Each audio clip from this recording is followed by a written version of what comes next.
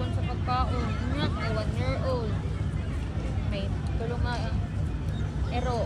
May naapay tigulang kakauban. May car wash. TV.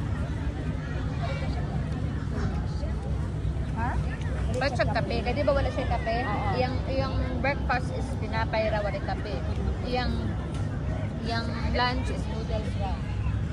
Tapos nagpay ko siya kape. Kaya di ba siya man nagma-market. Nagkuha lang pa kung siyang amo ko no.